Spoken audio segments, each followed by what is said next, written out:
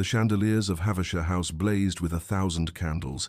their light catching and scattering through crystal drops like captured stars, casting dancing shadows across the polished parquet floor, where silk skirts swirled in patterns as intricate as the music that filled the air with longing. The scent of hothouse roses mingled with expensive perfumes and the warm, living smell of bodies in motion,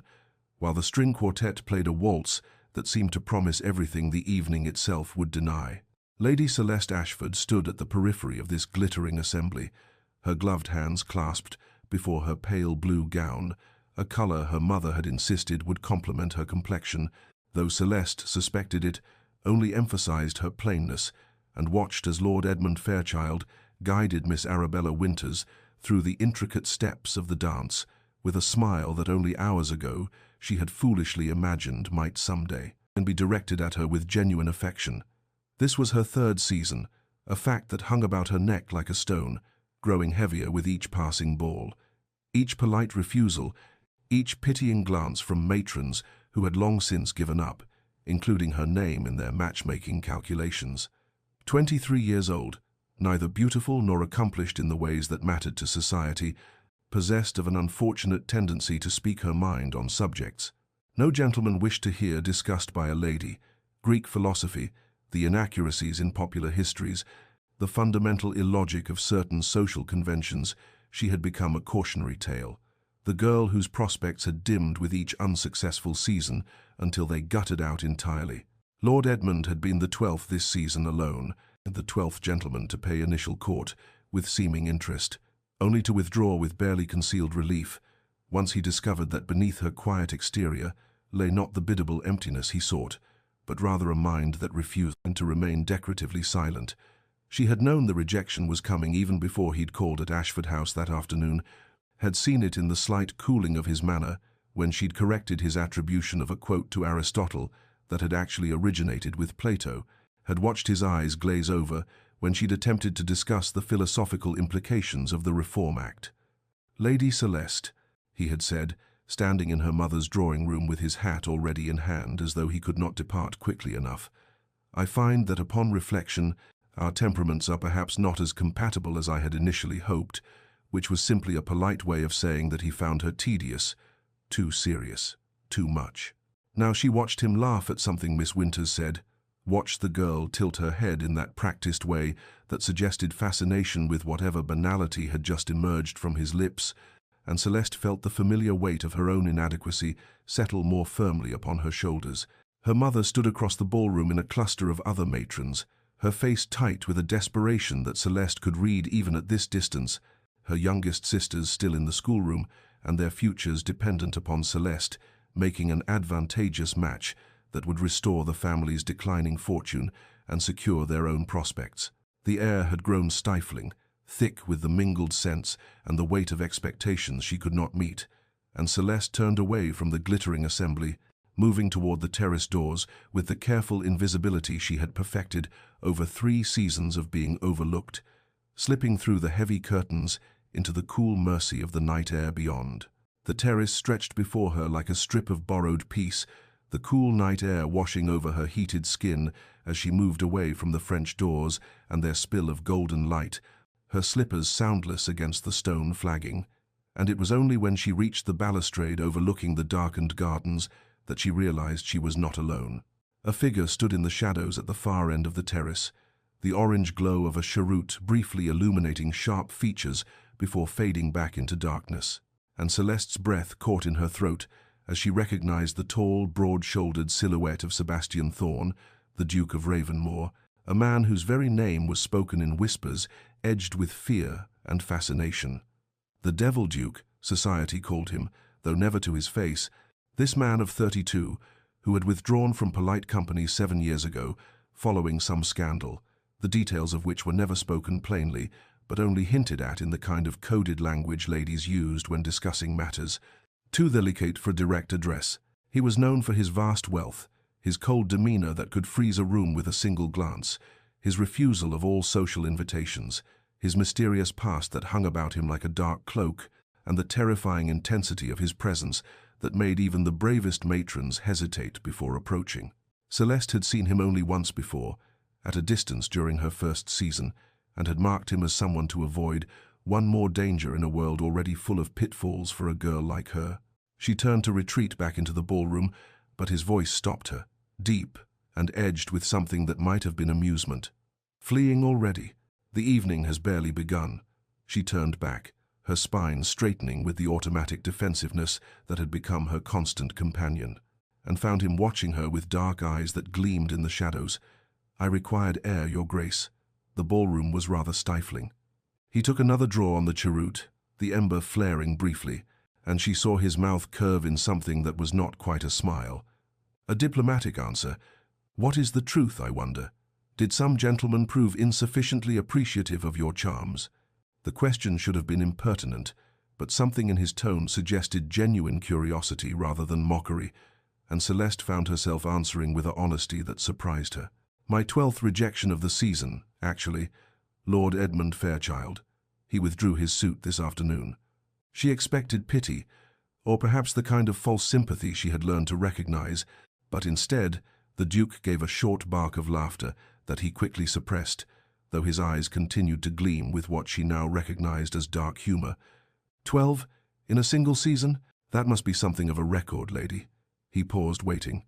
"Ashford, Lady Celeste Ashford." She lifted her chin, refusing to show shame. "And yes, I believe it may well be unprecedented." "The marriage market?" he said, his voice laden with cynicism as he moved closer, stepping into the light spilling from the ballroom so she could see his face properly for the first time, handsome in a harsh, angular way, with high cheekbones and a mouth made for cruelty, or perhaps for passion, she could not say which. Society's grandest spectacle, where men and women parade themselves like livestock at Tattersall's, hoping for the best price. His words echoed her own unspoken thoughts, so precisely that she felt a strange kinship with this man she did not know, this devil in gentleman's clothing. "You disapprove, Your Grace?" "I find it tedious beyond measure," he replied, flicking ash from the cheroot over the balustrade. "The endless pretense, the carefully orchestrated encounters, the lies wrapped in pretty words and prettier gowns. At least you have the distinction of honesty in your failures." She should have been offended, but instead found herself almost smiling. "You are refreshingly direct, Your Grace. Most people prefer to pretend I am simply unlucky rather than fundamentally unsuitable." He looked at her then with an intensity that made her breath catch, his dark eyes searching her face as though looking for something he had not expected to find. And in that moment she saw not cruelty but rather a weariness so profound it called to the loneliness in her own soul, the recognition of another person who stood forever outside the glittering assembly, watching but never truly belonging. The moment stretched between them on the terrace, waited with understanding, before Celeste recognized that she had lingered too long in conversation with a man unchaperoned, and she murmured her excuses and returned to the ballroom where her mother descended upon her with the desperation of a woman watching her final hopes dissolve like sugar in rain. Lady Ashford's fingers dug into Celeste's arm as she steered her toward a cluster of gentlemen near the refreshment table. Her voice pitched low and urgent as she hissed instructions about smiling more, about not mentioning books or philosophy, about simpering if necessary because 3 seasons was quite enough, and the family's situation grew more precarious with each passing month. The Ashford fortune, once respectable if not grand, had been steadily declining since Celeste's father had made a series of unfortunate investments, and now the weight of expectation sat squarely on Celeste's shoulders. Marry well, marry wealthy, save her 3 younger sisters from the same fate of standing at the periphery of ballrooms, watching opportunities waltz past with other women. Her mother introduced her to Lord Hartwell, a widower of 45 with 3 children and a tendency to stand too close, whose interest in Celeste lasted precisely as long as it took for her to mention that she had been reading Plato's Republic and found his conception of justice fascinating, at which point his eyes glazed over and he excused himself to find more punch. Then came Mr. Carstairs, a younger son with modest prospects, who had seemed genuinely engaged in conversation until Celeste corrected his assertion that the Battle of Hastings occurred in 1067 rather than 1066, after which he developed a sudden need to greet an acquaintance across the room. The pattern was so familiar now that Celeste could predict each withdrawal before it occurred. could see the exact moment when interest transformed into polite distance, could feel the weight of her own unsuitability, settling more heavily upon her with each failed interaction. She thought of the previous season, of Lord Pemberton's nephew, who had called regularly for 3 weeks before discovering that she preferred discussing the philosophical implications of natural rights to gossip about mutual acquaintances,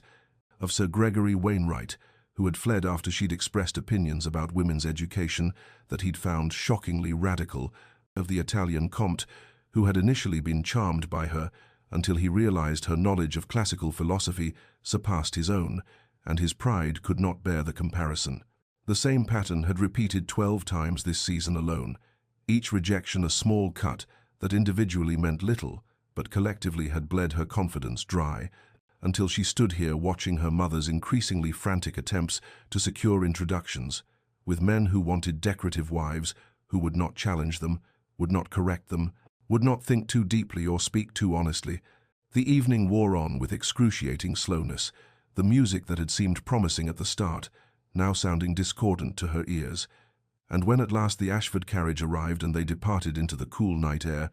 her mother wept silently in the corner, while her father stared out the window with the expression of a man contemplating the ruin of everything he had hoped to build. And neither spoke because what was there to say that had not already been said 100 times before? Celeste pressed her forehead against the cool glass and watched the darkened streets of London roll past. Confronting the reality she had been avoiding for months, she would become a spinster, that pitied creature who haunted the edges of family gatherings, who was useful for minding children and organizing charitable activities,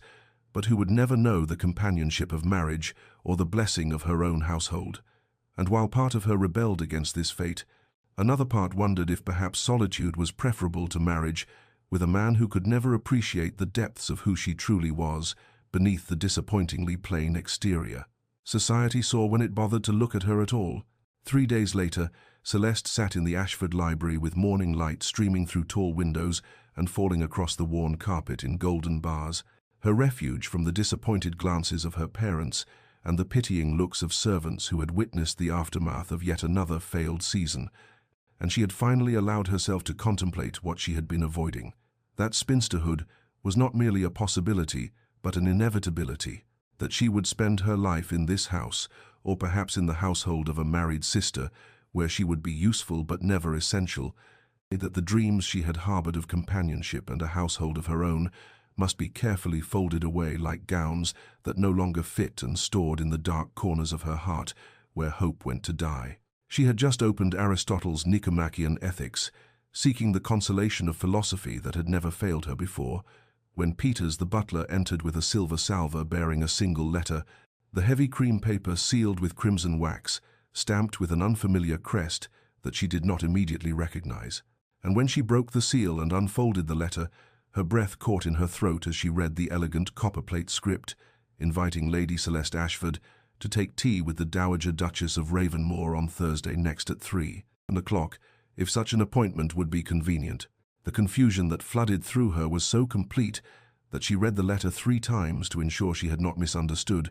because she had never met the Dowager Duchess, had no connection to the Ravenmore family, beyond that single brief conversation with the Duke himself 3 nights ago on a darkened terrace, and she could conceive of no reason why this formidable woman would extend such an invitation unless it was some elaborate joke or mistake. She pulled the bell rope to summon her mother, who arrived breathless and anxious, and when Celeste showed her the letter, Lady Ashford's eyes widened with an expression of hope so desperate it was painful to witness, her mother immediately beginning to plan what Celeste should wear and how she should conduct herself, and what this unprecedented attention might mean for the family's prospects. Celeste spent the intervening days researching what she could discover about the Dowager Duchess, learning that she was 82 years old, that she had withdrawn from society 6 years ago after some unspecified dispute with her grandson,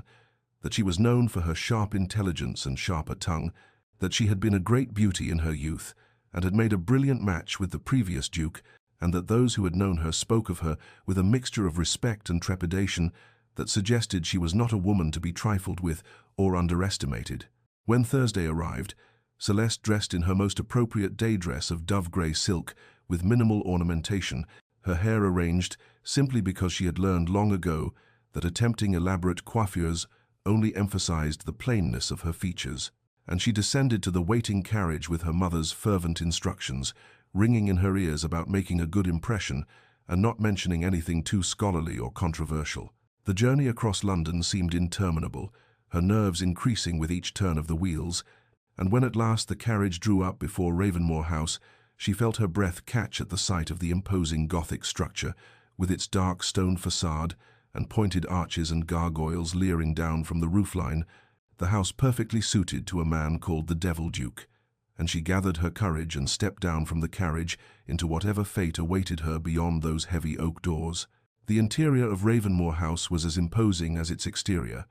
all dark paneling and portraits of stern-faced ancestors whose eyes seemed to follow Celeste, as a footman led her through corridors lit by flickering sconces, in the air heavy with the scent of beeswax and old money and something indefinable that spoke of centuries of accumulated power. And when at last she was shown into a drawing-room decorated in shades of burgundy and gold, she found the Dowager Duchess of Ravenmore seated in a high-backed chair positioned to catch the afternoon light. A woman whose diminutive stature was utterly belied by the force of her presence, whose white hair was dressed impeccably, whose black silk gown was severe and elegant, and whose dark eyes, so like her grandson's, fixed upon Celeste, with an intensity that made her feel as though every secret of her soul was being catalogued and assessed. The dowager gestured to a chair opposite her own, with a hand that trembled only slightly with age, and when she spoke her voice was crisp and clear, cutting through pleasantries with the precision of a surgeon's blade as she said, "You are wondering why I have summoned you here, Lady Celeste. So let us dispense with the usual social niceties and speak plainly, as I suspect you prefer honesty to the simpering nonsense that passes for conversation in most drawing-rooms." Celeste found herself nodding, her heart beating rapidly as the dowager continued. "I have observed you for 2 seasons now, and I have watched 12 fools reject a woman of substance because they were too shallow to recognize intelligence as a virtue rather than a flaw. And I have concluded that you are precisely the sort of person my grandson needs, which is why I am proposing that you marry him." The words struck Celeste with the force of a physical blow, a shock, rendering her temporarily speechless as the dowager poured tea with steady hands and continued as though she had merely commented on the weather. "Sebastian has refused to marry for 7 years, not since the scandal with Lady Imogen Hartley, whom he loved with the fervent devotion of youth, and whose betrayal transformed him into the man society now calls the Devil Duke, and he has convinced himself that he is beyond redemption, that isolation is preferable to vulnerability. But I am 82 years old, and I will not leave this world until I have seen him settled with a woman who can appreciate the man he truly is beneath the armor he has constructed." Celeste finally found her voice, stammering that surely there must be some mistake, that she was the least suitable candidate imaginable, that she had been rejected by 12 men this season alone, and what could she possibly offer a duke? And the dowager's laugh was sharp as cut glass as she replied, "My dear child, it is precisely your so-called ordinariness that makes you extraordinary. You have not been corrupted by beauty's vanity, if you have not learned to manipulate through charm. You possess genuine intelligence and authentic character, and most importantly, you will not be dazzled by his title or his wealth, but will see the lonely, wounded man who tends orchids in a conservatory because plants cannot betray him as people have done." The revelation that the dowager knew about her grandson's botanical pursuits, about the conversation Celeste and Sebastian had shared on the terrace 3 nights prior, suggested a level of observation and manipulation that was simultaneously impressive and terrifying, and Celeste felt the weight of expectation settling upon her shoulders as the dowager explained that she had been watching Celeste specifically since her first season, had noted her kindness to wallflowers, her patience with bores, her refusal to gossip cruelly about others, her quiet dignity in the face of repeated rejection, and had concluded that here was a woman of character who could be trusted with her grandson's damaged heart. When Celeste protested that the Duke had given no indication of wishing to marry anyone, least of all herself, the dowager smiled with a satisfaction that suggested she knew far more than she was revealing, and said simply, "Sebastian does not yet know what he wants, but I do, and I am asking you to consider this proposal seriously, to think about whether a marriage to my grandson, difficult and contrary as he may be, might offer you something more than the empty flattery of men who cannot appreciate your worth." Celeste sat in stunned silence, the tea growing cold in her cup, as she tried to process the extraordinary nature of this conversation, the audacity of the dowager's scheme, the terrifying possibility being laid before her like a path through dark woods that might lead either to salvation or destruction. And when she finally spoke, her voice was barely above a whisper as she requested time to consider. To which the dowager nodded with approval and said that wisdom required contemplation, and that Celeste was welcome to walk in the gardens while she thought, and that whatever she decided, she should know that the offer was made in absolute sincerity and with the deepest respect for her character. Celeste stepped from the drawing-room into the Ravenmore gardens, with her thoughts in such tumult that she scarcely noticed the beauty surrounding her, the carefully tended parterres and gravelled walks, the roses climbing ancient stone walls, the sound of water trickling from a moss-covered fountain, and she found herself wandering without direction as she attempted to impose order upon the chaos of her emotions, weighing the practical advantages of such a match against the terror of binding herself to a man whose reputation preceded him like thunder before a storm, a man who was called the Devil Duke and who had isolated himself from society for 7 years, and yet she could not forget the weariness she had glimpsed in his eyes on that darkened terrace, the suggestion of pain carefully hidden beneath layers of cold courtesy. She had nearly convinced herself that the entire proposal was madness, that she should politely decline and return to her inevitable spinsterhood with dignity intact, when she rounded a hedge of lavender and found herself facing a vast glass structure that could only be the conservatory, its panes catching the afternoon sun and reflecting it in brilliant fragments. And even as she stood arrested by its beauty, the door opened and Sebastian Thorne emerged, and her breath caught, because he was utterly transformed from the immaculate gentleman she had met before. His shirt sleeves were rolled to his elbows, revealing forearms marked with soil. His waistcoat was unbuttoned, his dark hair was dishevelled as though he had run his fingers through it repeatedly, and he carried a terracotta pot containing some exotic specimen she could not identify. His expression, one of complete absorption, until he looked up and saw her standing there. The surprise that crossed his features was quickly replaced by something harder, a defensive wariness that made her heart ache with recognition, because she understood that impulse to protect oneself from further wounds, and when he spoke his voice was cool as he said, "Lady Celeste, I was not aware we had a visitor, though I suspect my grandmother has been meddling again in affairs that do not concern her." She found herself responding with honesty that surprised them both, telling him that yes, the dowager had extended an invitation for tea, and no, she would not reveal what had been discussed because it was a private matter, and she had merely requested permission to walk in the gardens while she considered certain things, and his dark eyes studied her with an intensity that made her feel exposed, as he said, "My grandmother has peculiar notions about what might constitute my happiness, notions I have repeatedly attempted to disabuse her of without success." Celeste moved closer to examine the plant he held, recognizing it as some variety of orchid, though unlike any she had seen in England, and she asked what species it was, a question that clearly startled him because his expression shifted from wariness to something approaching interest. As he explained, it was Cattleya labiata from Brazil, notoriously difficult to cultivate in England's climate, requiring specific temperature and humidity conditions, and she listened with genuine fascination, asking informed questions about its care that revealed her own botanical reading,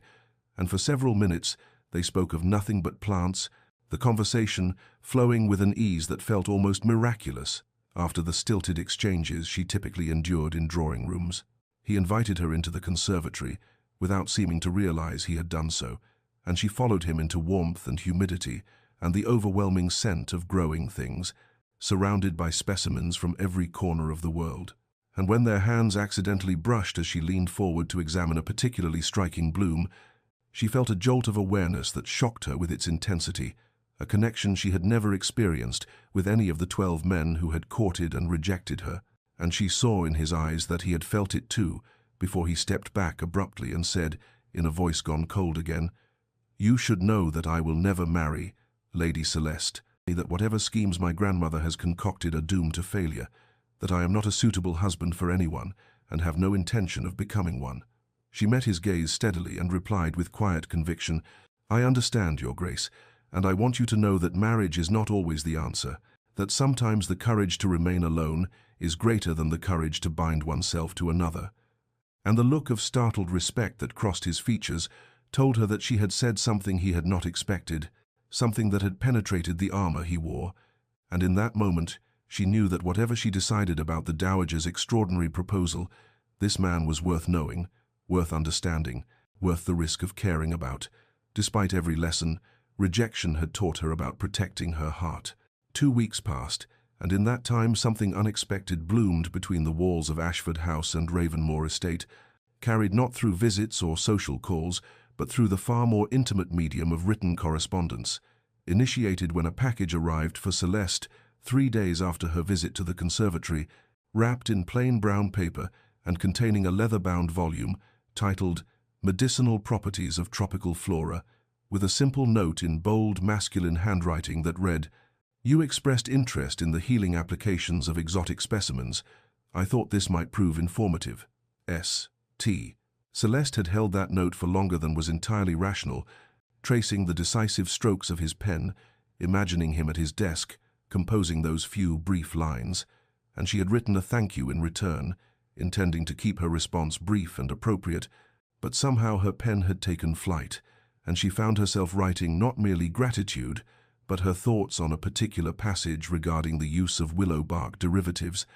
And when his response arrived 2 days later, it was not a polite acknowledgement, but a detailed expansion of her observations, complete with references to his own experiments, cultivating medicinal plants in the conservatory's controlled environment, and thus began an exchange that grew richer and more revealing with each successive letter. She found herself watching for the post with an anticipation that would have mortified her had anyone observed it, her heart lifting foolishly when she recognized the heavy cream stationery and the bold hand that had become as familiar to her as her own, and the letters themselves evolved from discussions of botany to philosophy to literature, Sebastian revealing a mind of remarkable depth and surprising melancholy, quoting Marcus Aurelius and Seneca, confessing to long nights reading by candlelight in the conservatory when sleep proved elusive,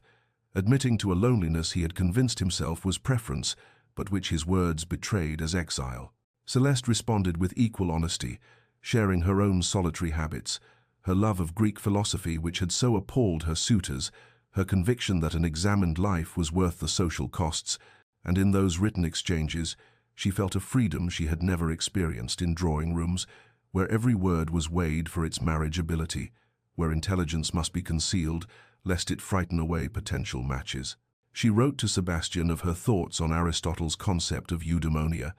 and he responded with a passionate disagreement that nevertheless acknowledged the validity of her reasoning, and they debated the nature of virtue and the possibility of happiness for those who existed outside society's narrow definitions of propriety,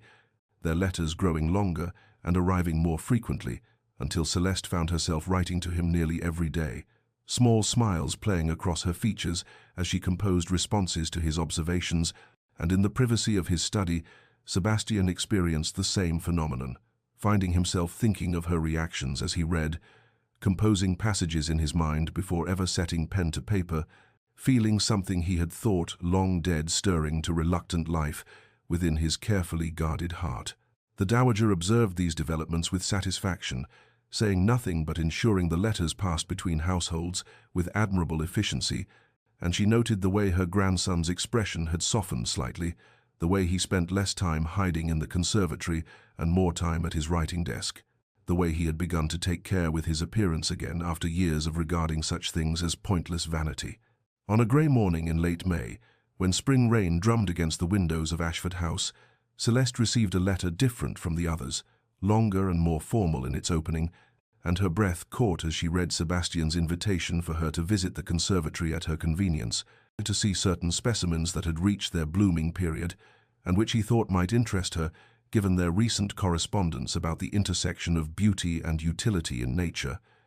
And though the invitation was couched in terms of botanical education, she understood with a clarity that made her hands tremble slightly that something had shifted between them, and that they had moved beyond mere correspondence into territory both thrilling and terrifying.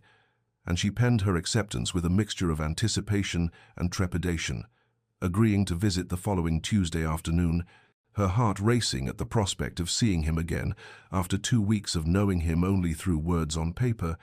wondering if the connection they had forged in writing would survive the test of physical presence, or if it would prove to be merely the illusion of lonely people seeking solace in ink and imagination. Tuesday afternoon arrived wrapped in the golden warmth of late May sunshine,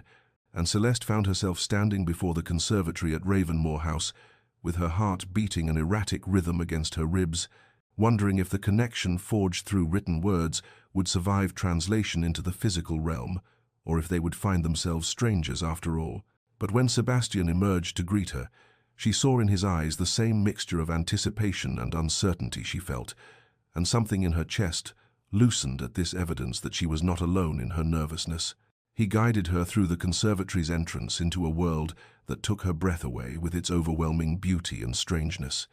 A cathedral of glass filled with specimens from every corner of the globe, their leaves creating patterns of light and shadow as sunlight filtered through the panes above, the air thick with humidity and the perfume of exotic blooms. And she stood arrested by wonder, as Sebastian explained, in a voice that gradually shed its initial formality, that he had spent 7 years developing this collection, traveling through correspondence with botanists in India and Brazil and the Far East,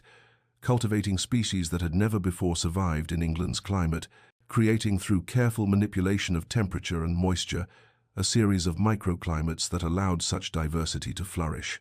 She listened with genuine fascination as he showed her orchids from the cloud forests of Colombia, their petals marked with patterns that seemed almost deliberately designed to mimic insects, and carnivorous plants from Borneo that captured prey with mechanisms of astonishing complexity,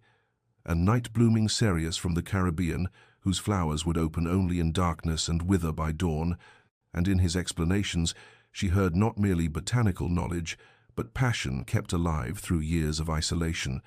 the vulnerability of a man sharing what he loved most with someone he hoped might understand. Celeste asked questions that revealed her own study, drawing connections between the specimens and the texts they had discussed in their letters, and she saw pleasure flash across his features. Each time her observations demonstrated genuine comprehension rather than polite pretense, and they moved deeper into the conservatory's green heart, so absorbed in conversation that they forgot the careful distance they had maintained, until they stood before a particularly striking specimen of Cattleya labiata, the Brazilian orchid from their first encounter, and Sebastian reached to adjust its position to better catch the light, while Celeste leaned forward to examine the intricate structure of its bloom, and their hands brushed with an electric awareness that jolted through her entire body, a connection so intense it seemed impossible that something so slight as the touching of hands could produce such profound effect. She saw in his eyes that he had felt it too, this crackling current of possibility, but instead of drawing closer, he stepped back abruptly, his expression closing like a door slamming shut, and he said in a voice gone cold and careful that she must understand he was not a suitable husband for anyone, that his reputation was deserved, that 7 years of isolation had not been mere preference, but necessary exile from a society that rightly judged him unworthy of their daughters and sisters, and she should not mistake his enjoyment of their correspondence for anything more than the selfishness of a lonely man, taking comfort where he could find it. Celeste met his gaze steadily, her heart aching at the pain he tried so hard to conceal, and she said quietly that she had learned through bitter experience not to trust society's judgments, that 12 men had found her unworthy of their regard, and yet she knew her own value remained unchanged by their blindness, and perhaps his situation was not so different from her own, 2 people rejected by a world too shallow to recognize what it was refusing, and she watched something shift behind his dark eyes, a crack appearing in the armor he wore, and in that moment, suspended in the warm green silence of the conservatory, with exotic blooms surrounding them like witnesses, they looked at each other with new understanding, seeing not the devil duke and the failed debutante, but 2 souls who had survived rejection and found in each other something society could neither provide nor comprehend. As spring deepened into early summer, a pattern established itself that felt to Celeste both dangerous and inevitable, a rhythm that carried her to Ravenmore House twice weekly, under the respectable pretext of studying the conservatory's specimens, though both she and Sebastian understood that the exotic plants were merely the acceptable excuse for something far more profound, and their conversations evolved from careful discussions of botanical matters into exchanges of startling intimacy, moments when the careful walls they had each constructed around their wounded hearts showed cracks that widened with each meeting. On a grey afternoon in early June, when rain drummed steadily against the conservatory's glass panels and mist obscured the gardens beyond, they sat together on the wrought-iron bench near the orchid collection, surrounded by the humid warmth and the scent of growing things, and Sebastian spoke with halting reluctance of the woman he had been engaged to 7 years prior. Lady Imogen Hartley, whom he had met during his first season after inheriting the dukedom, and whom he had truly loved with all the passionate idealism of a young man who still believed the world operated according to principles of honor and justice. Celeste listened without interruption as he described Imogen's beauty and vivacity, the way she had seemed to return his affection with equal fervor, the plans they had made for their future together, and then the devastating discovery, 1 week before their wedding, when Imogen had been found in a compromising position with Lord Rothschild in the Pemberton House library during a ball, the scandal that had erupted like wildfire through the ton, threatening to destroy her utterly, and Sebastian's agonizing choice to claim publicly that he had released her from their engagement due to his own unworthiness, allowing society to believe the fault lay with him rather than with her, sacrificing his reputation to preserve what remained of hers. His voice remained steady as he recounted these events, but Celeste saw the old pain etched in the lines around his mouth, the bitterness that had settled into his soul like sediment, and he explained that his decision to shoulder the blame had resulted in his ostracism from polite society. Whispers that he was unstable or cruel or harboring dark secrets, assumptions that a duke who would break an engagement so close to the wedding must be fundamentally flawed, and rather than fight these rumors, he had retreated to Ravenmore House and built walls not merely of stone, but of deliberate isolation, convincing himself that solitude was preference rather than punishment, that he had no need of a world that operated on such shallow principles. The rain intensified against the glass, creating a cocoon of sound that made their conversation feel even more private, and Celeste reached out to place her hand over his where it rested on the bench between them, a gesture of comfort that felt both completely natural and utterly unprecedented, and she told him quietly that such nobility of character deserved better than 7 years of self-imposed exile, that he had punished himself far longer than any supposed crime warranted. But Sebastian shook his head with a bitter smile and said that she did not understand how society operated, how once judgment had been passed there could be no redemption, how he had become the devil duke in their eyes and would remain so regardless of the truth. And besides, he added with a bleakness that made her heart ache, perhaps isolation was what he deserved for being fool enough to trust in love in the first place. Celeste felt the weight of his words settle over the conservatory like the heavy moisture in the air, and she knew with sudden clarity that this moment required absolute honesty, that anything less would be a betrayal of the fragile trust they had built through their letters and conversations, and so she tightened her fingers over his hand and said with quiet intensity that he was wrong to believe he deserved punishment, that the nobility he had shown in protecting Lady Imogen's reputation was not a crime requiring penance, but an act of extraordinary character. And yes, society had judged him harshly, but society's judgment was proving itself spectacularly unreliable, given that it had rejected her 12 times this season alone for the unforgivable sin of being intelligent and honest. She saw resistance flicker across his features, the instinctive denial of someone who had lived too long with self-recrimination to easily release it. But she pressed forward, leaning slightly closer as the rain continued its steady percussion against the glass above them, and she told him that nobility of character sometimes required not the performance of great sacrifices, but the simple acceptance of forgiveness, the harder task of allowing oneself to be released from the prison of past mistakes. And she could see in his eyes that her words were striking against walls he had spent 7 years constructing. Sebastian opened his mouth to argue, to retreat behind the familiar armor of cynicism, but Celeste found herself speaking before he could form the words, and what emerged was not the comfort she had intended to offer him, but rather the raw confession of her own pain, the accumulated weight of 12 rejections that had left her feeling fundamentally flawed, as though something essential was wrong with her at a level so deep that no amount of effort could correct it. And she heard her voice waver as she described the slow erosion of self-worth that came with repeated dismissal, the way each suitor's withdrawal had felt like confirmation that she was indeed too plain, too serious, too strange to deserve love, until she had nearly convinced herself that spinsterhood was not merely her likely fate, but perhaps what she actually merited. The words hung in the humid air between them, more vulnerable than anything she had intended to reveal. And she saw Sebastian's expression transform with fierce denial, all trace of his own self-pity vanishing as he turned to face her fully, his hand capturing hers with sudden intensity, and he said with a vehemence that startled her that she must never believe such poisonous nonsense, that those 12 fools who had rejected her were precisely that fools, blind and shallow creatures who could not recognize value when it was offered to them,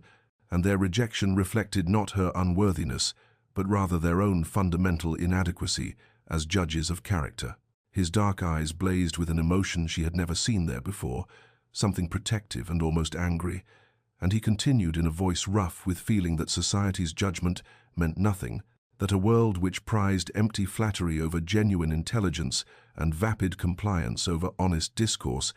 deserved no credence in matters of the heart, and if she believed herself unworthy, then what hope was there for any of them? Because if someone of her integrity and depth could be deemed insufficient by such shallow standards, then the entire system revealed itself as corrupt beyond redemption. Celeste stared at him, her breath catching at the passion in his defense of her, and she saw in that moment the first true crack in his emotional armor, the place where his protective walls had given way to reveal the man beneath, and something shifted between them in that rain-shrouded conservatory, a recognition that they had both been wounded by the same cruel world, and that perhaps their wounds might heal more easily if tended together. But before either could speak further, they heard footsteps approaching and voices echoing through the glass structure, and Sebastian released her hand with visible reluctance as Morrison appeared to announce the arrival of Lord and Lady Pemberton, bringing with them news of the upcoming midsummer ball and expectations that could no longer be avoided. The drawing-room at Ashford House felt smaller than usual 3 days after the interrupted conversation at Ravenmoor, as though the walls had contracted with the weight of Lady Ashford's increasing desperation, and Celeste sat with rigid posture on the settee while her mother paced before the windows overlooking the street, wringing her hands in a gesture that had become habitual during these final weeks of the season, and the air carried the scent of her mother's lavender water, mixed with the faint staleness of rooms that had seen too many anxious consultations and not enough joy. Lady Ashford's voice trembled as she outlined what she termed their final opportunity, explaining that the midsummer ball at Pemberton House would mark the season's conclusion, that families would depart for their country estates immediately thereafter, and that if Celeste had not secured an offer by then, all hope for her younger sister's prospects would dim considerably, given that the Ashford family's dwindling fortune could not support 3 unmarried daughters indefinitely, and Celeste felt the familiar guilt settle over her like a heavy cloak as she watched her mother's distress and knew herself to be the cause of it. The situation grew more unbearable when Lady Ashford revealed with barely suppressed hysteria that she had learned all 12 gentlemen who had rejected Celeste during this season would be in attendance at the midsummer ball, and she had formulated what she called a strategic plan to approach each one again with renewed overtures, suggesting that perhaps circumstances had changed or that previous misunderstandings might be clarified, and Celeste listened with growing horror to her mother's elaborate schemes involving careful positioning in the ballroom and orchestrated encounters, understanding that her mother's love manifested as this desperate manipulation, but finding it no less mortifying for that understanding. She opened her mouth to protest, to explain that no amount of strategic positioning would change the fundamental fact that those 12 men had found her wanting and would not reconsider, but the words died in her throat when she saw the hope flickering in her mother's eyes, that terrible, fragile hope that refused to accept defeat. And so she merely nodded with what she hoped resembled agreement, while dread pooled cold and heavy in her stomach at the prospect of facing all 12 rejectors in one glittering assembly, of enduring their pity, or worse, their sudden mercenary interest, if rumours of her connection to the Duke of Ravenmore had spread through society's inexorable gossip networks. Meanwhile, across London in the Gothic splendour of Ravenmore House, Sebastian stood in his grandmother's sitting room, holding a cream-coloured envelope embossed with the Pemberton crest, his jaw tight with barely controlled frustration as the dowager watched him with eyes that missed nothing, and the invitation to the midsummer ball felt heavy in his hand, despite being merely paper and ink, carrying as it did the weight of 7 years' absence from society and all the complicated emotions that accompanied a return to the world that had judged him so harshly. His grandmother's voice held a note of steel beneath its superficial sweetness as she informed him that she had personally arranged for the invitation to be extended, that she had made certain assurances to Lady Pemberton regarding his attendance, and most significantly, that she had indicated his intention to escort Lady Celeste Ashford to the ball, presenting this information as established fact rather than suggestion. And Sebastian felt the familiar anger at her manipulation war with something more troubling, a reluctance to disappoint Celeste that he could not entirely explain even to himself. He wanted to refuse, to toss the invitation into the fire burning in the grate, and retreat once more to the safety of his conservatory, where the rules were clear and the judgments came only from himself. But when he closed his eyes, he saw Celeste's face as she had defended him against his own self-recrimination, heard her voice saying that nobility of character required acceptance of forgiveness, and he realized with uncomfortable clarity that refusing this invitation would be a form of cowardice, a retreat into the isolation he had claimed to choose, but which felt increasingly like a prison, and so he found himself agreeing with a curt nod that sent satisfaction flickering across his grandmother's features, even as his own heart hammered with something that felt disturbingly like fear. The afternoon sun cast long shadows across the entrance hall of Ashford House when Morrison announced the Duke of Ravenmore's arrival, and the effect of those words upon the assembled family was immediate and electric. Lady Ashford's teacup, clattering against its saucer as she rose with such haste that her skirts nearly upset the side table, Mr. Ashford's newspaper rustling to the floor forgotten, and Celeste's younger sisters clustering at the drawing-room doorway with wide eyes and barely suppressed gasps, because the Devil Duke himself stood in their modest entrance hall, removing his gloves with casual elegance, while Morrison took his hat and walking stick with the careful deference one reserved for visiting royalty. Sebastian cut an imposing figure in the afternoon light, his dark coat impeccably tailored across broad shoulders, his cravat tied with austere precision that somehow made the fashionable excesses of other gentlemen seem ridiculous by comparison. And when his eyes found Celeste's across the suddenly crowded space, she saw beneath his customary reserve something that looked almost like apology, as though he regretted the disruption his presence caused, even as he moved forward to execute the formal courtesies with her parents. Lady Ashford recovered her composure with visible effort, her voice trembling only slightly as she welcomed the Duke and invited him to join them for tea, though Celeste could see her mother's hands shaking as she rang for fresh service, and she understood that her mother was calculating the social significance of this unprecedented visit, adding and re-adding the potential advantages in her mind like a merchant totaling accounts. The formal pleasantries proceeded with excruciating slowness, Sebastian responding to Mr. Ashford's cautious questions about his estates with polite brevity, while Celeste sat rigid on the settee, acutely aware of her sister's stares and her mother's barely contained hope, until finally Sebastian set down his teacup with deliberate precision and announced that he had come to request the honor of escorting Lady Celeste to the midsummer ball at Pemberton House, and the subsequent silence held such profound shock that Celeste heard the clock on the mantel ticking and the distant sound of a carter's wagon passing in the street beyond. Lady Ashford's expression transformed through several emotions in rapid succession: disbelief, joy, calculation, triumph, before settling into gracious acceptance as she granted permission with the air of bestowing a great favor, though everyone in the room understood that no mother would refuse such a request from a Duke of Sebastian's wealth and standing, regardless of his reputation. And Mr. Ashford added his gruff approval, while Celeste's sisters dissolved into excited whispers that they attempted and failed to suppress.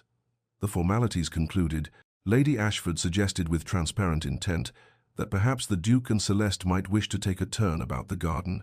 and Sebastian rose with alacrity that suggested he had been hoping for precisely such an escape extending his arm to Celeste with a slight inclination of his head that conveyed both invitation and plea. The garden at Ashford House could not compare to the splendor of Ravenmoor's grounds, being merely a small, walled space with a few rose bushes and a gravel path, but it offered blessed privacy from the watching eyes of Celeste's family, and the moment the door closed behind them, she turned to Sebastian and said quietly that he need not feel obligated to follow through with this, that she understood his grandmother had manipulated the situation, and she would not hold him to an arrangement made under duress, watching his face as she spoke and seeing something shift in his dark eyes. Sebastian was silent for a long moment, his gaze moving past her to the modest roses climbing the garden wall, and when he finally spoke, his voice carried an honesty that made her breath catch, because he said that yes, his grandmother had maneuvered them both into this position with her customary ruthlessness, but he found to his surprise that he did not wish to be released from the obligation, that the prospect of attending the midsummer ball held considerably less terror when he imagined facing it with Celeste at his side. And more than that here, his eyes returned to hers with an intensity that sent warmth spreading through her chest. He wished specifically to attend with her, not as duty but as choice. They discussed what this public appearance would mean, standing close together on the gravel path while afternoon sun slanted through the leaves overhead, and Sebastian outlined with his characteristic bluntness the likely consequences of her association with him, the whispers and speculation, the way society would judge her for accepting the escort of the Devil Duke, but Celeste responded with equal honesty that society had already judged her and found her wanting 12 times over, that she had little reputation left to protect, and besides, she had learned through their conversations that his own assessment of his character mattered more to her than the collective opinion of people who valued appearances above substance. Sebastian's expression softened at her words, something vulnerable flickering across features usually held in rigid control, and he reached for her hand where it rested on his arm, covering it with his own in a gesture that felt both protective and grateful, and they stood thus for several heartbeats while the moment stretched between them, carrying the weight of unspoken possibilities, until the sound of the drawing-room window opening reminded them that they remained under observation, and propriety required they maintain appropriate distance. They agreed then to face the midsummer ball together, two outcasts entering the glittering heart of society that had rejected them both, and as they walked back toward the house, Celeste felt something shift inside her, a straightening of her spine and lifting of her chin, because she would not attend as a desperate supplicant, hoping for acceptance, but rather as the companion of a man whose respect she had earned through authenticity rather than artifice,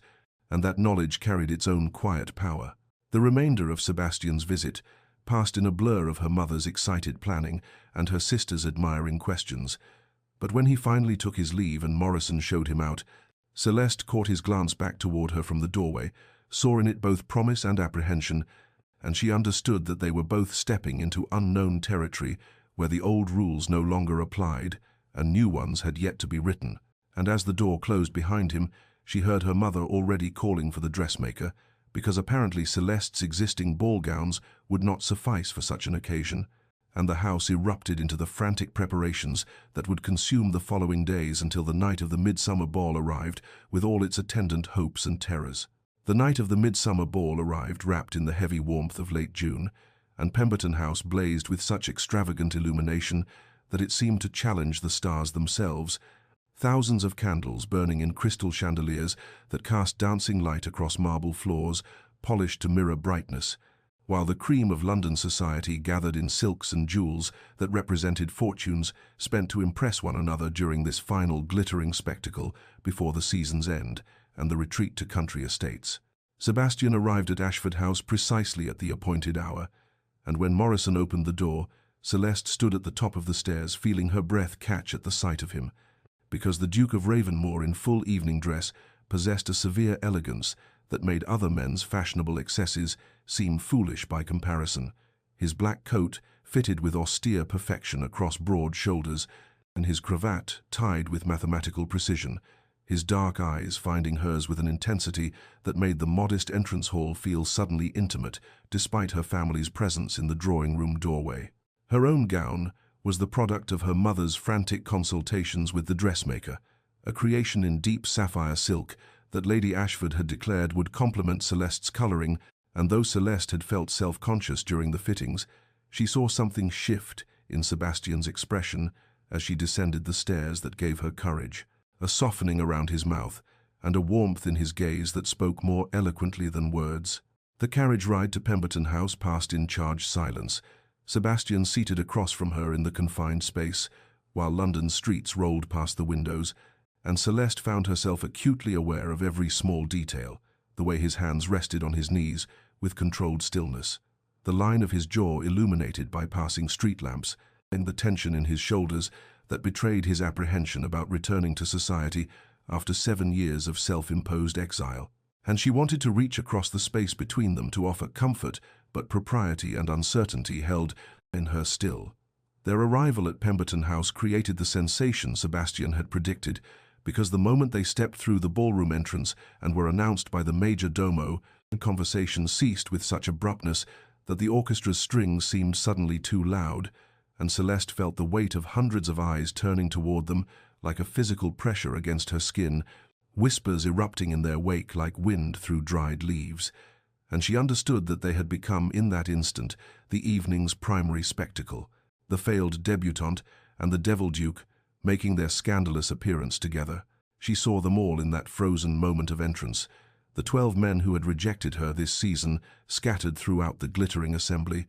Lord Edmund Fairchild, near the refreshment tables with his mouth slightly agape, Lord Hertford, by the windows looking startled, young Mr. Pemberton actually taking a step backward as though their presence might contaminate him, and the humiliation she might have felt at facing them all together transmuted into something else entirely when Sebastian's hand found her elbow, with gentle pressure, positioning himself slightly forward in a gesture that was unmistakably protective, his dark eyes sweeping the ballroom with cold assessment that dared anyone to offer insult. The crowds parted before them as they moved deeper into the ballroom, not with welcoming warmth but with the deliberate separation one might give something dangerous or contagious, and Lady Pemberton's greeting, when they reached their hostess, carried such barely concealed disdain beneath its superficial courtesy that Celeste felt Sebastian's arm tense beneath her hand, though his expression remained impassive as he responded with impeccable manners that somehow made Lady Pemberton's rudeness more obvious by contrast, and Celeste realized that they would spend this entire evening isolated within the crowded ballroom, two outcasts, whose presence together had violated some unspoken rule about acceptable scandal, and she lifted her chin and met the staring eyes around them with what she hoped resembled composure, even as her heart hammered against her ribs, and she wondered whether courage or foolishness had brought them to this glittering battlefield, where society's judgment would be rendered in whispers and turned backs and carefully calculated snubs. They navigated the evening's treacherous social waters like two sailors guiding a vessel through hostile seas, isolated within the crowded ballroom by invisible walls of judgment and speculation, and Celeste found unexpected comfort in their shared exile, because Sebastian's dry observations about the hypocrisy surrounding them, delivered in undertones, meant only for her ears transformed what might have been unbearable into something almost bearable. His commentary on Lady Pemberton's excessive jewelry that she whispered looked like she had robbed a dragon's hoard, making Celeste suppress laughter behind her fan, and she caught herself smiling despite the stares and whispers, feeling something shift between them as they stood together against society's collective disapproval. The orchestra had just concluded a country dance when Celeste noticed a ripple of renewed interest moving through the assembly, heads turning toward the entrance where a woman stood framed in the doorway, and she felt Sebastian's entire body tense beside her before she understood who had arrived, because Lady Imogen Rothschild swept into the ballroom with the confidence of one who had survived scandal and emerged triumphant, her emerald gown a declaration of prosperity, her beauty undimmed by the 7 years since her own public disgrace, and Celeste watched as recognition and something darker flickered across Sebastian's features before his expression settled into cold impassivity that she had learned to recognize as his armor against pain. Lady Imogen moved through the crowds with deliberate progress toward where they stood, and Celeste felt Sebastian's hand tighten almost imperceptibly on her elbow, saw the muscle working in his jaw,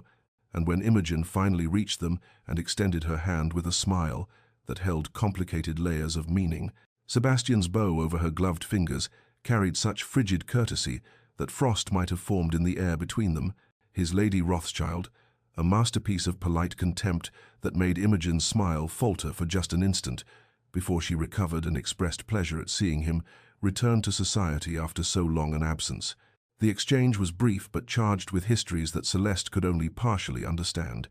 Imogen's eyes flicking between Sebastian and Celeste with calculation visible beneath social pleasantries, her questions about how they came to be acquainted together, carrying undertones that suggested she found their pairing curious if not incomprehensible,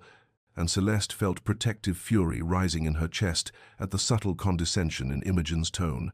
at the way this woman who had shattered Sebastian's trust now studied them both as though they were specimens of interest, and she found herself stepping slightly closer to Sebastian's side in a gesture of solidarity that was not lost on Imogen's observant gaze. When Imogen finally moved away to join her husband near the card-room, Sebastian exhaled slowly, and Celeste saw beneath his controlled facade the cost of that encounter, the old wound reopened by proximity to the woman who had betrayed him,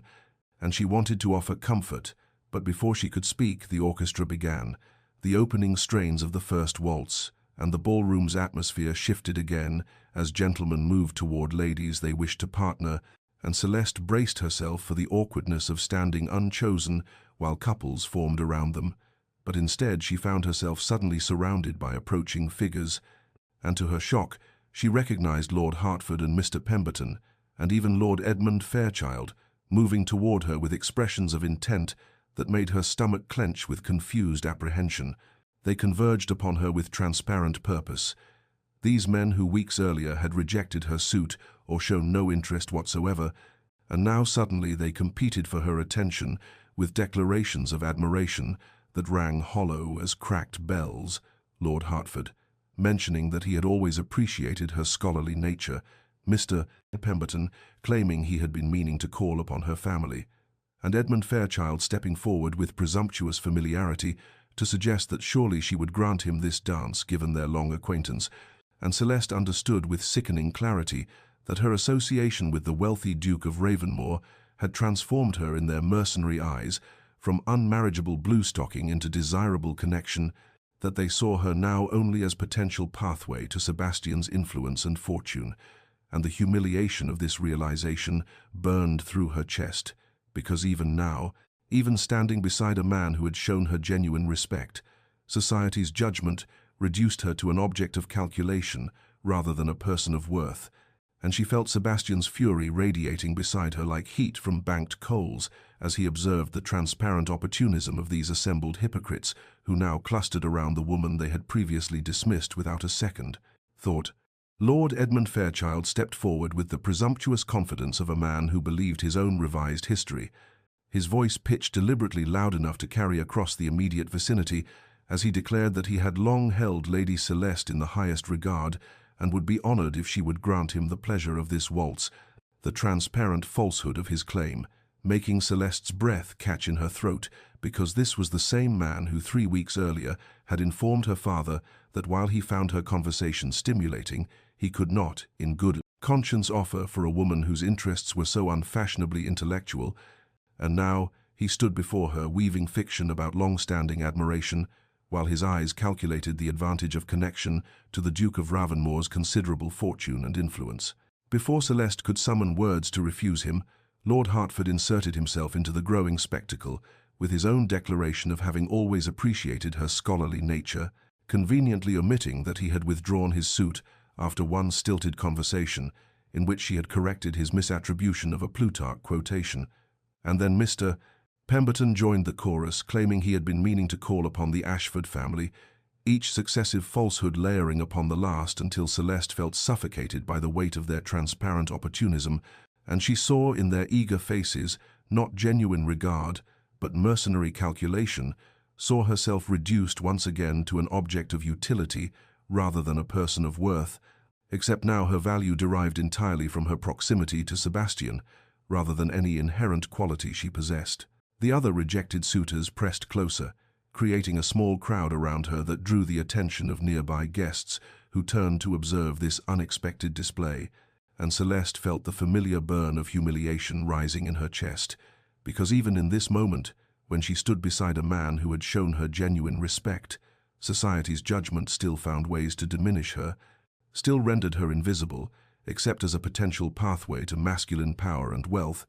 and she opened her mouth to deliver the cutting refusal these hypocrites deserved when she felt Sebastian move beside her with such controlled fury that the air itself seemed to chill around them. His voice, when he spoke, carried the cold precision of a blade drawn from its sheath, cutting through the assembled suitors' declarations with devastating clarity as he addressed Lord Edmund directly, observing in tones of deadly courtesy that it was remarkable how rapidly a man's long-standing regard could develop in the space of 3 weeks, since Sebastian had it on excellent authority that Fairchild had rejected Lady Celeste's suit less than a month prior, with particular emphasis on her unsuitability as a wife,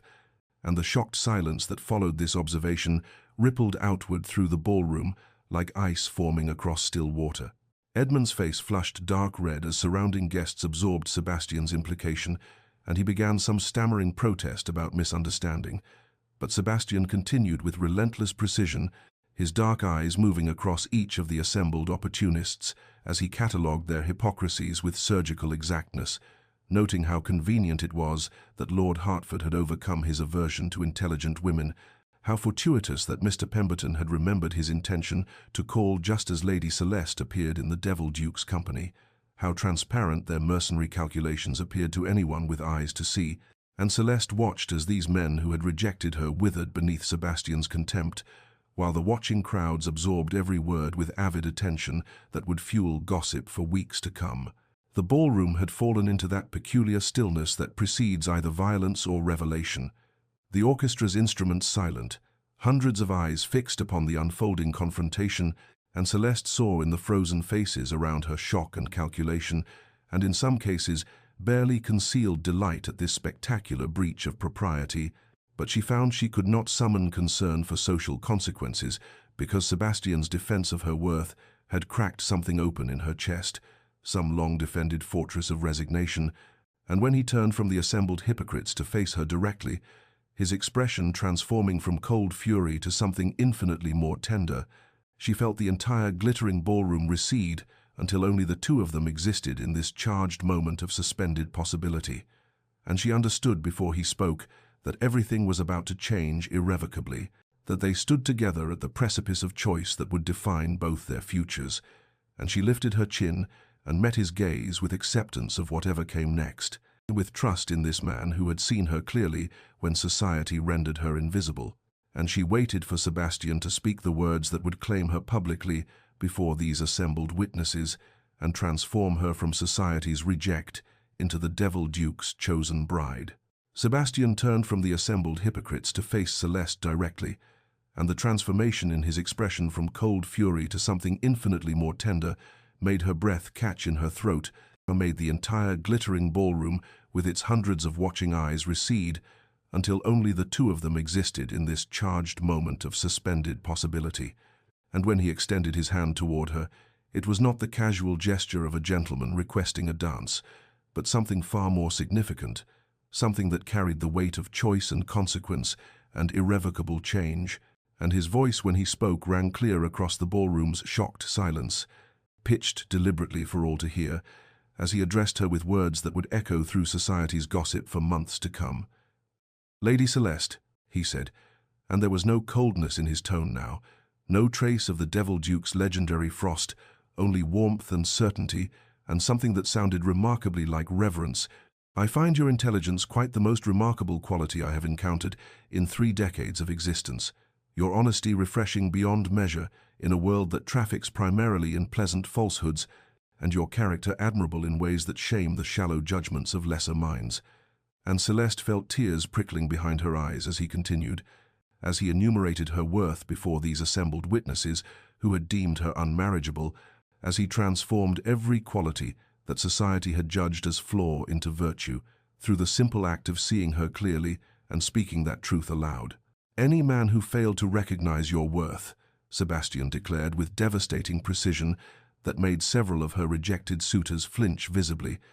"is a fool of the highest order, blind to what stands before him, and I count myself fortunate, beyond deserving, that their collective blindness has left you unattached and free to consider my own suit, for I would be honored beyond expression if you would grant me this waltz." And the shocked gasps that rippled through the ballroom were nearly drowned by the pounding of Celeste's heart as she understood what he was, offering her not merely a dance but a public declaration of intent that would bind them together in society's eyes and transform her from failed debutante into the chosen bride of the Duke of Ravenmore. She stood at the precipice of choice, aware that she could refuse this spectacular gesture, could protect herself from the scandal of association with the Devil Duke, or could retreat into the safer obscurity of spinsterhood rather than stepping into the glare of public scrutiny that acceptance would bring. But as she met Sebastian's dark eyes and saw in them genuine regard rather than mercenary calculation, saw the vulnerability beneath his controlled exterior, and saw the man who had defended her worth when she had struggled to defend it herself. Celeste knew her answer with the same certainty that she knew the sun would rise tomorrow,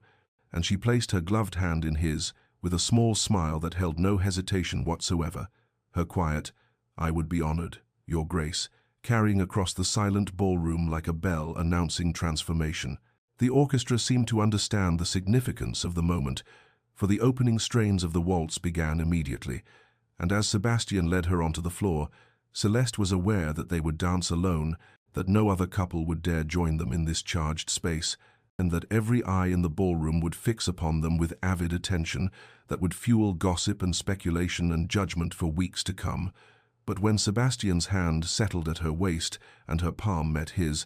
when they began to move together in the waltz's elegant patterns, she found she could not summon concern for society's opinions, because the intimacy of their proximity overwhelmed all other awareness, and she looked up into his face and saw reflected in his expression the same wonder and certainty that filled her own chest, and they danced together through the glittering ballroom as though they moved through a world containing only the two of them. Sebastian's whispered, "Forgive me for creating such spectacle.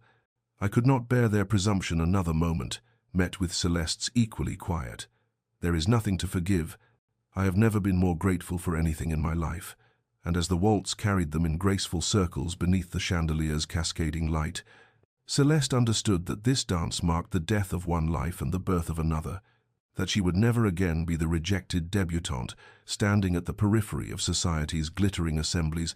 but neither would she be diminished into merely the Devil Duke's bride, for Sebastian had claimed her not as possession but as equal, had elevated her worth in the very act of choosing her, and she felt something settle into place in her chest, some long-defended fortress finally surrendering to the siege of genuine regard,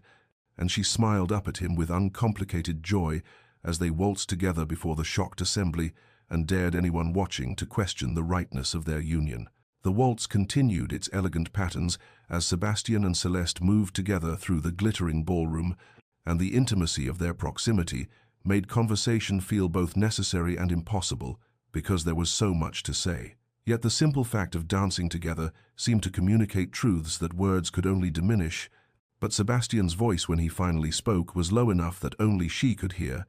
pitched for her ears alone as he said, "I must confess something to you, Celeste, something I have been attempting to deny for weeks now, but can no longer ignore in good conscience," and she felt her heart accelerate as she met his dark eyes and waited for him to continue, watching the vulnerability that crossed his features as he gathered courage to speak words that clearly cost him dearly. "I have come to care for you beyond friendship," he admitted, his hand tightening slightly at her waist as they turned through the waltz's graceful movements. "Beyond the intellectual companionship I told myself was sufficient, beyond the pleasant correspondence I convinced myself required no deeper examination, and my grandmother's scheming proved far wiser than I knew, because she saw what I was too blind and too frightened to acknowledge, that you are precisely the woman I need, the only woman I have ever truly needed, and I have been a coward for not recognizing this sooner."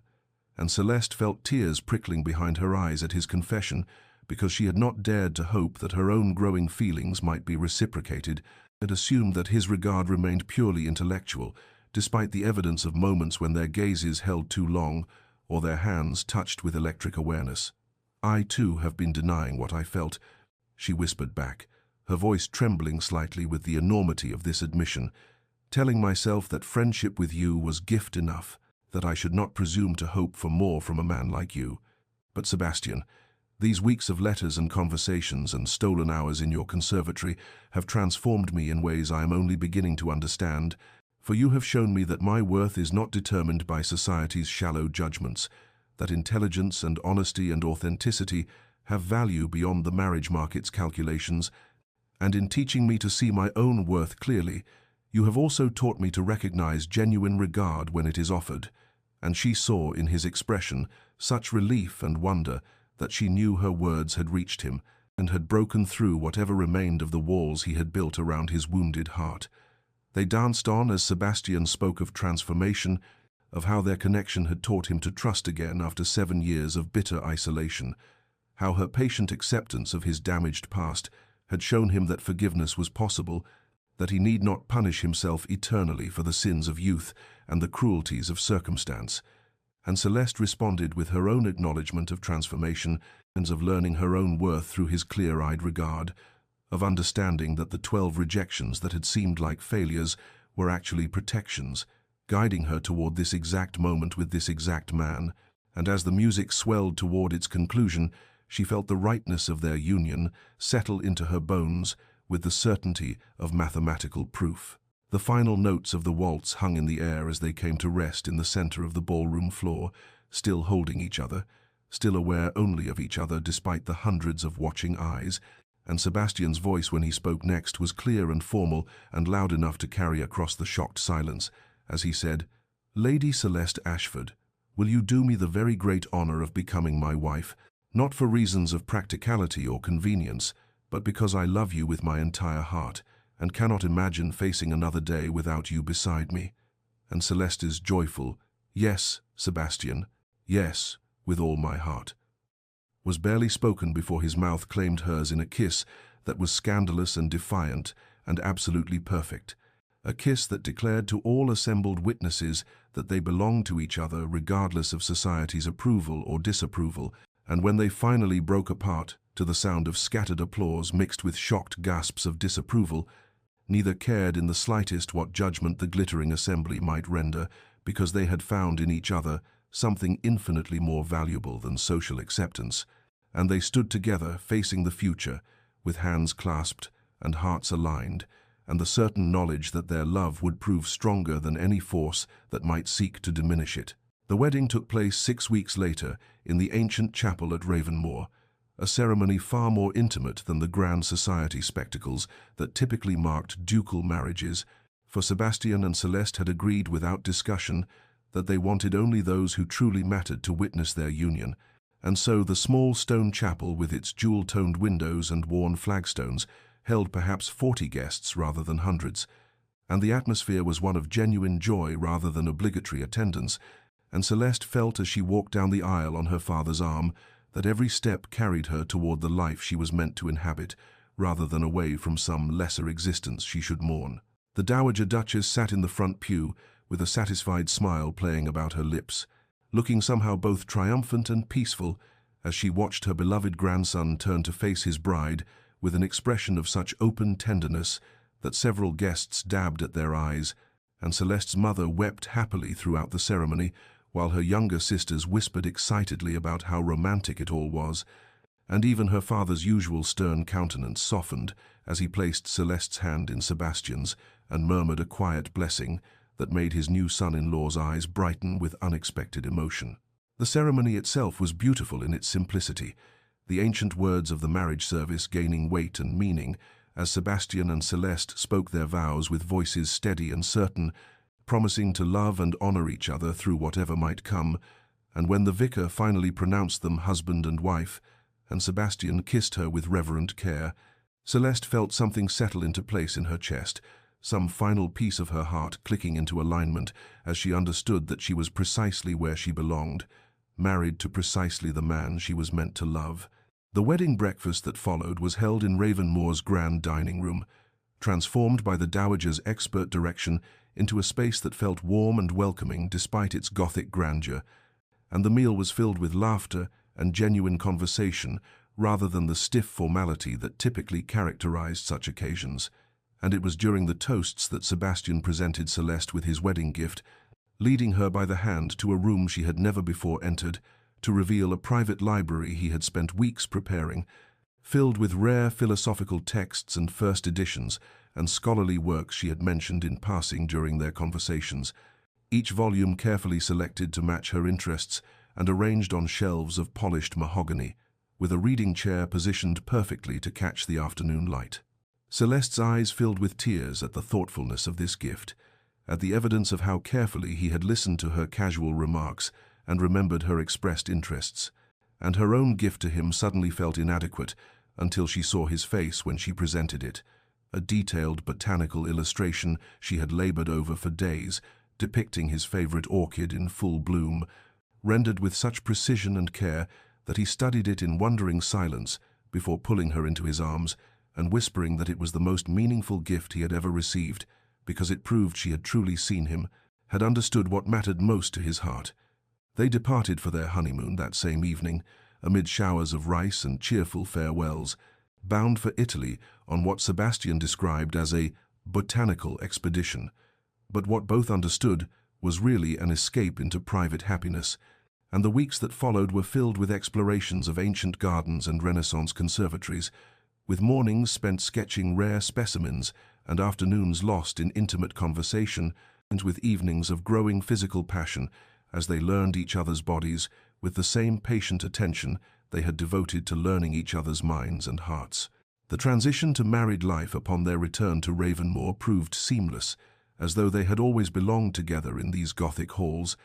and their days settled into patterns of shared contentment that included mornings working together in the conservatory, where Sebastian tended his plants while Celeste made notes for a treatise she was developing on medicinal applications of exotic flora, and evenings reading together in the library he had created for her, sometimes debating philosophical points with the same spirited engagement that had characterized their earliest letters, sometimes simply sitting in comfortable silence with their books and the knowledge of each other's presence,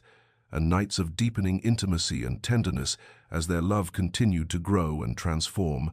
And Celeste discovered that the passion she had read about in poems and novels paled beside the reality of being loved completely by a man who saw her clearly and valued what he saw, and she understood with quiet certainty that every rejection she had endured, every humiliation and disappointment, had been necessary to bring her to this exact life with this exact man,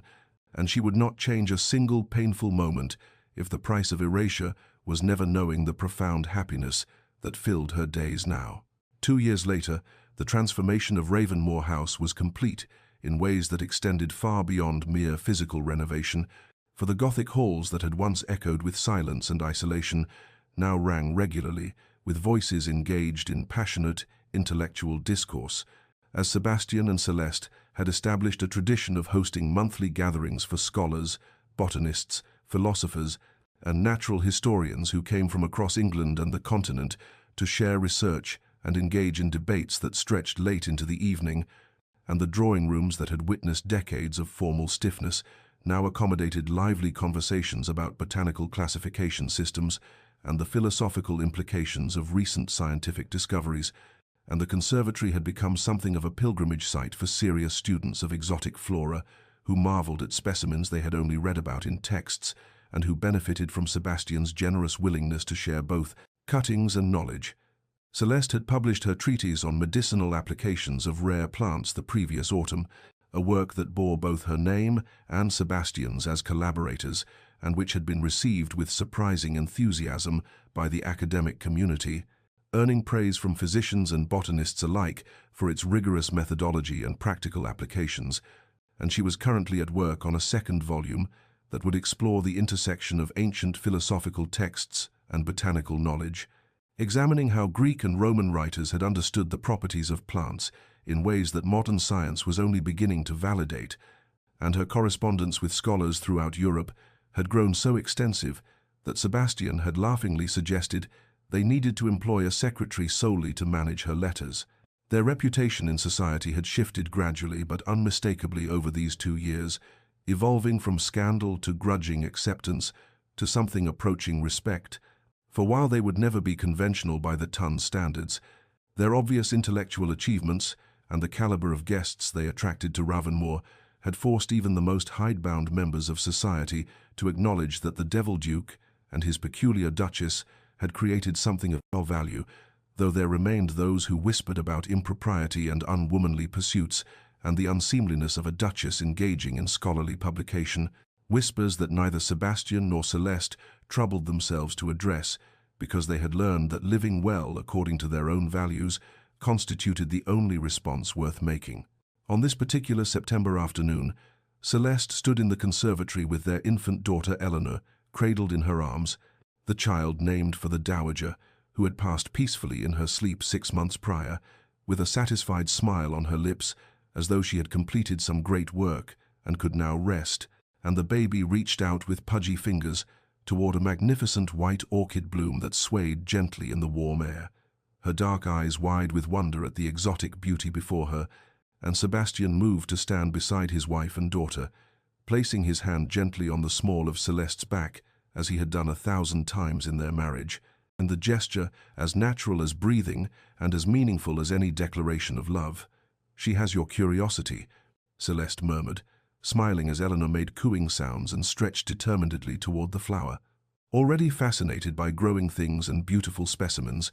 and I suspect we shall find her conducting botanical experiments before she can properly walk." And Sebastian laughed softly as he guided their daughter's hand to gently touch the orchid's petal, teaching her even at this tender age to appreciate beauty with reverence rather than grasping possessiveness. And he said, "Then she shall be properly educated in matters of real importance rather than the frivolous accomplishments society deems essential for young ladies,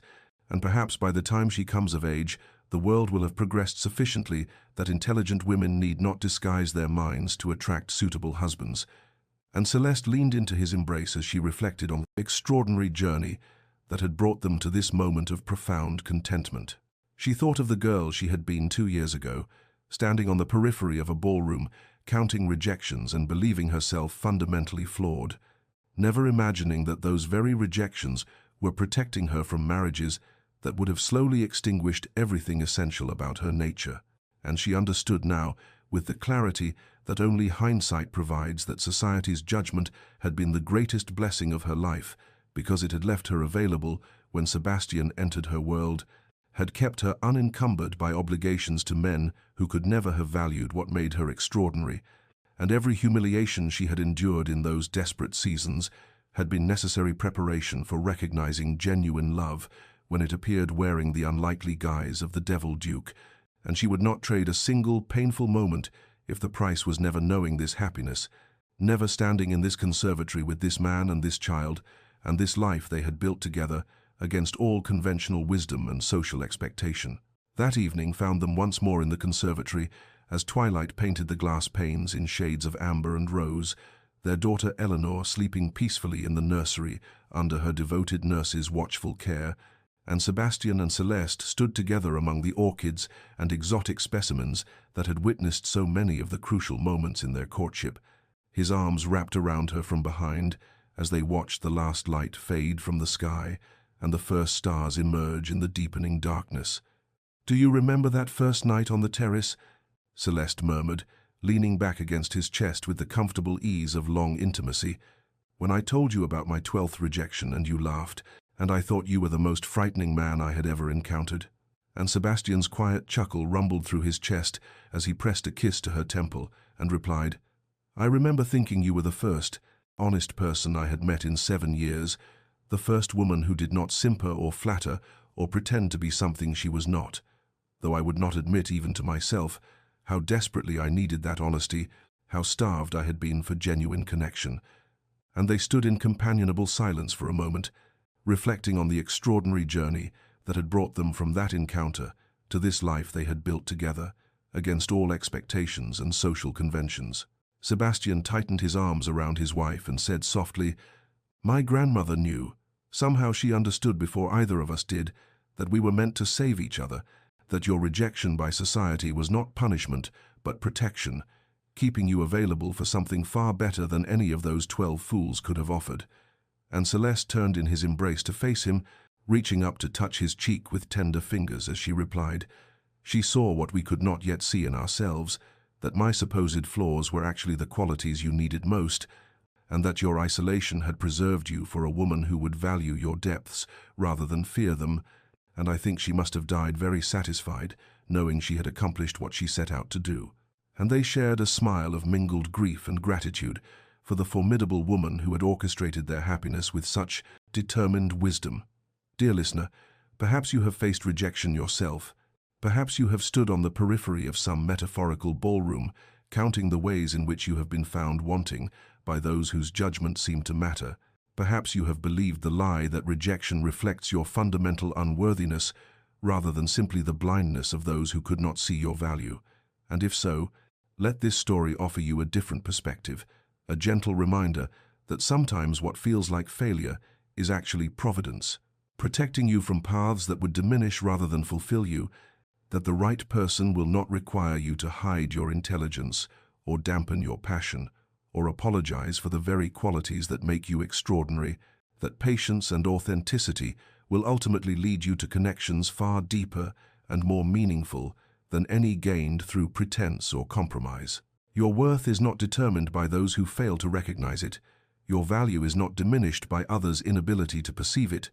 and the rejection that wounds you today may prove to be the greatest blessing of your life, when you look back from the vantage point of genuine happiness and realize that every closed door was necessary to keep you walking toward the one thing that would open onto your true home. Trust in the timing of your life. Have courage to wait for what is truly meant for you, rather than settling for what is merely available. And know that somewhere in this vast world, there exists someone who will treasure precisely those qualities that others have foolishly overlooked. Someone who will claim you not despite your uniqueness, but because of it.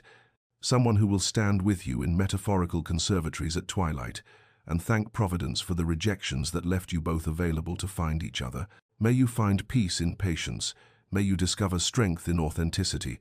May you recognize your inherent worth regardless of others' judgments. And may you eventually stand in your own version of happiness, wrapped in the arms of someone who sees you clearly and loves what they see. Understanding at last that every painful moment of waiting was preparation for this joy. Until we meet again in another story, rest well in the knowledge that your perfect match is also searching, also waiting,